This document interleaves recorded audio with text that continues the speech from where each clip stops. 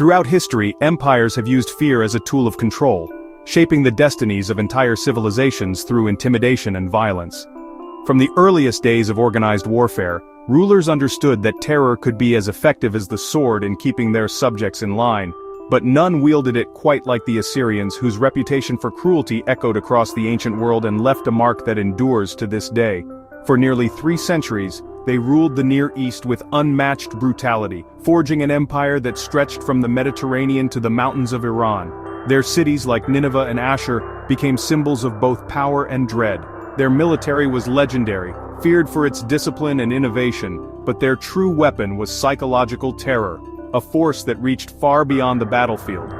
At the center of this reign of fear was impalement, a punishment so gruesome it became their signature, a method designed not just to kill, but to horrify and subdue.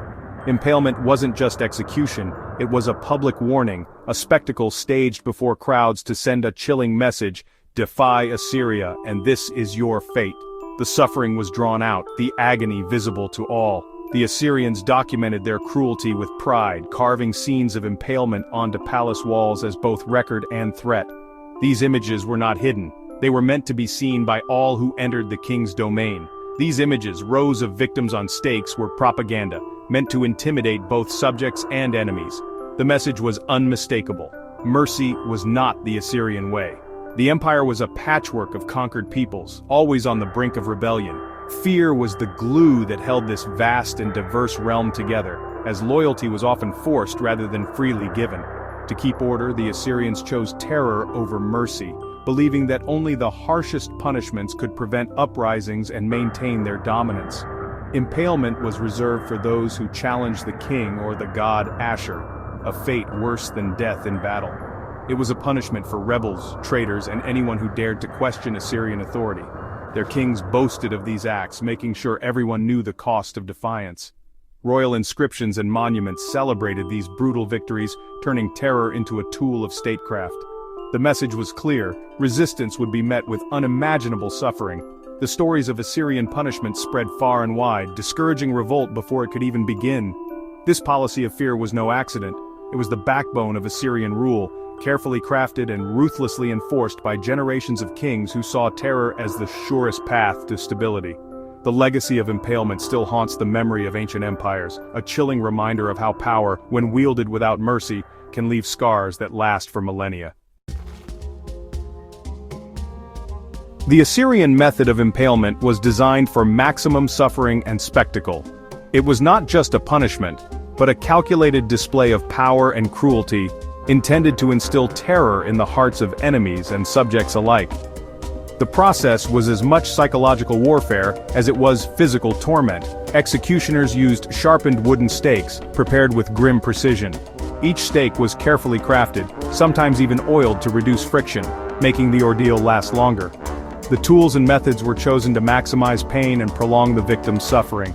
The most common method involved forcing the stake through the victim's body, often entering through the lower torso and emerging from the chest or mouth. This gruesome technique was both methodical and deliberate, ensuring the victim remained alive for as long as possible. Care was taken to avoid vital organs, prolonging agony for hours or even days. Executioners had a grim understanding of anatomy, using their knowledge to keep the victim conscious and suffering, sometimes even providing water to extend the ordeal. Another method drove the stake horizontally through the abdomen, causing massive internal injuries. This approach was equally excruciating, rupturing intestines and causing slow, inevitable death from infection or internal bleeding. The choice of method depended on the message the Assyrians wanted to send. Sometimes, a more public and drawn-out execution was chosen to make an example of a particular enemy or traitor, amplifying the fear among the population. Once impaled, victims were hoisted upright, their bodies displayed for all to see. The sight was meant to haunt the memories of those who witnessed it, serving as a stark warning of the consequences of defiance. Rows of stakes created a horrifying forest of suffering outside conquered cities. These grim displays could stretch for hundreds of meters, visible from great distances, and were left for days as a chilling reminder of Assyrian dominance. Gravity and exposure did the rest, ensuring a slow public death.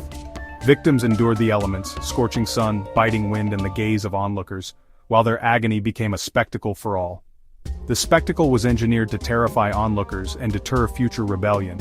The psychological impact was immense, as entire communities were forced to witness the fate that awaited those who opposed Assyrian rule. Death came from blood loss, dehydration, or organ failure, but never quickly. The suffering was drawn out, and the memory of it lingered long after the bodies were gone. Impalement was as much about the message as the execution. It was a tool of terror, a warning carved into the collective memory of all who lived under Assyrian rule. For the Assyrians, the horror of impalement was only effective if witnessed. The act itself was not just about punishing the condemned, but about sending a message to everyone who saw it. The spectacle was carefully orchestrated to maximize its psychological impact, turning punishment into a form of mass communication. Executions took place outside city gates, ensuring maximum visibility. These locations were chosen so that no one entering or leaving the city could avoid the gruesome sight.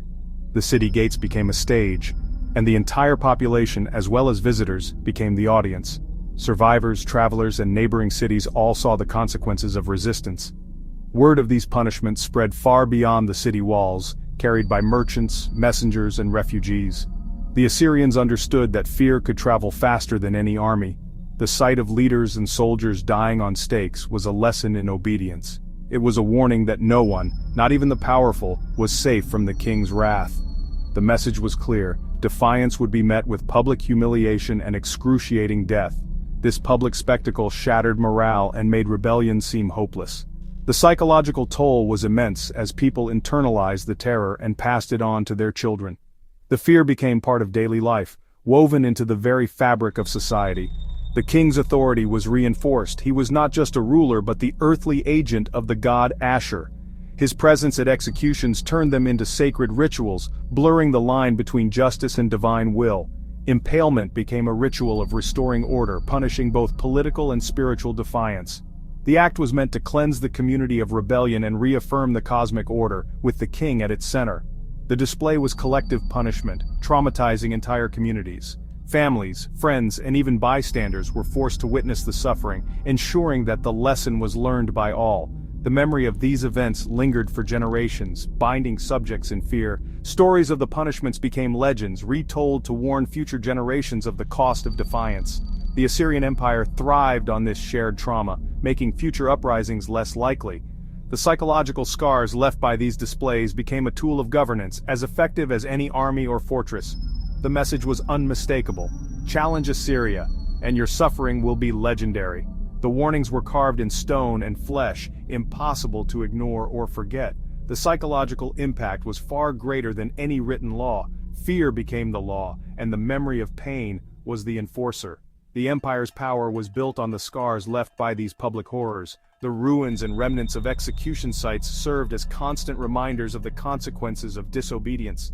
Fear, not loyalty, was the glue that held Assyria together. In the end, it was the shadow of terror cast by these public displays that kept the empire intact. Ashurnasirpal II epitomized Assyrian terror, leaving chilling records of his campaigns. He boasted of flaying and impaling rebels, covering city gates with their skins. In Sura, he impaled the city's leaders on stakes, making an example for all. This was not an isolated event. Impalement was standard policy across his empire. Babylon, a frequent rival, suffered the same fate during its rebellions. Kings like Sennacherib and Ashurbanipal lined the roads with impaled bodies as a warning. The goal was simple: make rebellion so costly that no one would dare try. Successors like Shalmaneser III and Tiglath-Pileser III continued this brutal tradition. The Assyrian Empire was too vast for loyalty alone. Terror was the true enforcer. Hundreds of bodies on stakes under the sun sent a message no one could ignore. Assyrian kings were not just rulers, they were architects of fear. The siege of Lachish in 701 BC is a textbook example of Assyrian terror. Sennacherib's victory was immortalized in the Lachish reliefs, stone carvings showing every stage of the assault. Among the most striking images are Judean leaders impaled on stakes outside the city. This was no artistic exaggeration, it was standard Assyrian practice. The message to other cities was clear: no fortress could protect you from Assyrian wrath. Archaeological finds, siege ramps, arrowheads, confirm the brutality of the battle. The reliefs, written accounts, and physical evidence together leave no doubt. Lachish stands as a chilling case study in the use of impalement as a weapon of war. Impalement was more than physical torture, it was spiritual and social annihilation. In ancient cultures, denying burial meant eternal unrest for the soul. By leaving bodies exposed, the Assyrians condemned their enemies in this life and the next. The act was a powerful taboo, amplifying the terror. Stripping victims naked before execution added humiliation, erasing their status and identity. The stake itself symbolized Assyrian dominance, piercing the heart of rebellion. The king, as Ashur's agent, restored cosmic order by punishing chaos. Impalement was a ritual cleansing, reaffirming the king's divine authority. The punishment was a brutal reminder. Resistance brought shame, suffering, and spiritual ruin. The Assyrians perfected impalement, but they weren't alone in its use. Persians, after conquering Assyria, continued the practice. Herodotus describes Darius I impaling thousands in Babylon. Romans also used impalement, though crucifixion became their hallmark. Both methods served the same purpose: public deterrence through agony. Vlad the Impaler of Wallachia later used the technique to terrify enemies, creating forests of the dead. Across cultures, impalement was psychological warfare, chosen for its horror and spectacle. The Assyrians, however, stand out for their systematic, state-sanctioned use and pride in documentation. For them, impalement was not rage, it was policy. Our knowledge of Assyrian impalement comes directly from their own records. Stone reliefs from palaces in Nimrud, Khorsabad, and Nineveh depict the process in chilling detail. The Lachish reliefs show every stage preparation, execution, and display. These images were meant as warnings to all who entered the palace. Written annals on clay tablets openly describe impalement as a tool of rule. Kings like Ashur-Nasir-pal II and Sennacherib bragged about their brutality. The Hebrew Bible echoes the terror Assyria inspired, calling Nineveh the city of blood. The psychological impact of these punishments is clear in the stories of neighboring peoples. The evidence, visual, written, and archaeological, is overwhelming. The Assyrians wanted their legacy of fear to endure, and it has. Assyrian impalement was more than execution, it was a calculated instrument of state terror. Its true power lay in the spectacle, haunting the memories of all who saw or heard of it. This was not random violence, but deliberate policy to enforce obedience. Empires are held together by belief in the ruler's power, and impalement was the ultimate demonstration. It stripped rebels of dignity, humanity, and hope for the afterlife. Every stake was a monument to Assyrian authority. By modern